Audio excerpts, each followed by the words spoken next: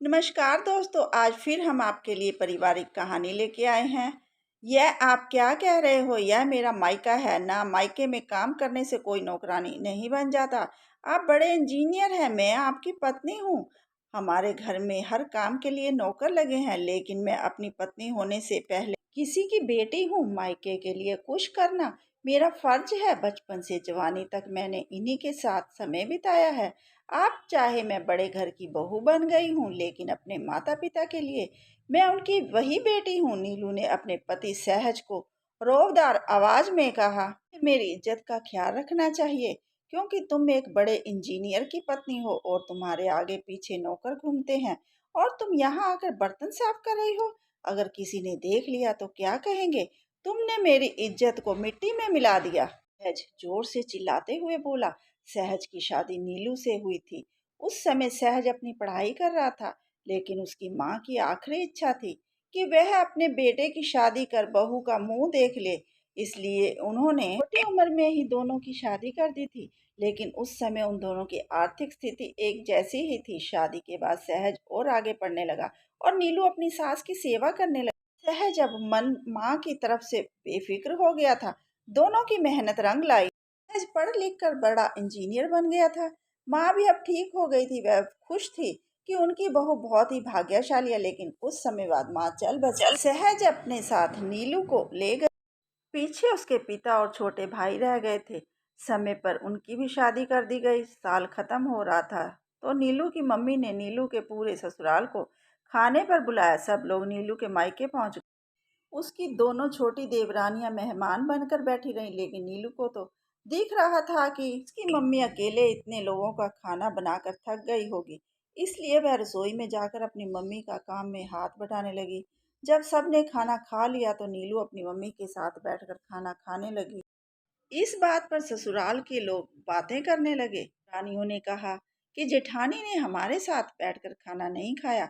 तो नीलू ने कहा कि मम्मी अकेली में रसोई में लगी हुई थी, इसलिए मैंने सोचा कि मैं बाद में उनके साथ ही खाना खा लूंगी। वह खाना खाकर अपनी मम्मी के साथ रसोई साफ कराने लग गई, क्योंकि नीलू को पता था कि उनके जाने के बाद सारा काम मम्मी को अकेले ही करना पड़ेगा। अब इस उम्र में ज्यादा काम भी नहीं होता और पापा की इतनी आमदनी भी नहीं थी कि वह नौकरानी रख ले। थोड़ी देर बाद दोनों देवरानियां घूमते घूमते रसोई में आ गईं। नीलू बर्तन साफ कर रही थी। उसे देखकर कमरे में जाकर ससुर जी और जेठ जी से कहने लगी कि जेठानी जी बर्तन मांज रही हैं। थोड़ी देर बाद सब विदा होकर अपने घर पर आ गए। बहू, तुम अपने मायके में हमारी नाक कटवा कर आ गई हो। ससुर जी ने कहा, यह आप क्या कह रहे हैं? पापा, नीलू को समझ नहीं आ रहा था। हमें पता लगा कि तुम रसोई में बर्तन साफ कर रही थी। तुम जानती नहीं हो कि तुम किसकी पत्नी हो। नीलू ने अपनी दोनों देवरानियों की तरफ देखा, जो मुंह में पल्लू चबाकर हंस रही थी। अब नीलू को बात समझ आ गई थी। अब सहज को भी गुस्सा आ गया। वह भी नीलू पर बस पड़ा। अब नीलू बर्दाश्त के बाहर बात हो गई थी। नीलू ने कहा कि सहज, तुम शायद भूल गए हो, जब शादी के बाद मैं सासू माँ की सेवा की थी और कितने साल हम अलग अलग रहे थे। तब मैं यहाँ घर का सारा काम करती थी, झाड़ू पोछा, खाना बनाना, कपड़े धोने, बर्तन साफ करने, और यहाँ तक कि सासू माँ के गंदे कपड़े भी साफ किया करती थी। तब कितने नौकर थे तुम्हारे पास? तब कहाँ गई थी तुम्हारी है इज्जत? तुम्हारे घर में मैंने सब काम किया, तब तुम्हें बहुत अच्छा लगता था। आज अगर मैंने अपनी माँ के घर में काम करवा दिया तो तुम्हारी इज्जत जा गई है। मत भूलो कि मैं पहले उनकी बेटी हूँ, जिन्होंने मुझे तुम्हारी पत्नी होने के लायक बनाया, मुझे पढ़ाया लिखाया, पाल पोस कर बड़ा किया, ताकि तुम मुझे अपनी पत्नी बना सको। मेरे माता पिता के लिए मेरा भी कुछ फर्ज है। अगर तुम्हें इसमें बुरा लगता है तो आज के बाद मैं उनके पास जाकर ही रह लूंगी। नीलू की बात सुन सहज की अकड़ ढीली हो गई थी और वह बोला कि नीलू, प्लीज मुझे माफ कर दो। मैं भूल गया था कि तुम भी एक बेटी हो। जैसे मैं बेटे होने का फर्ज निभा रहा हूँ, वैसे तुम भी अपना फर्ज निभाना।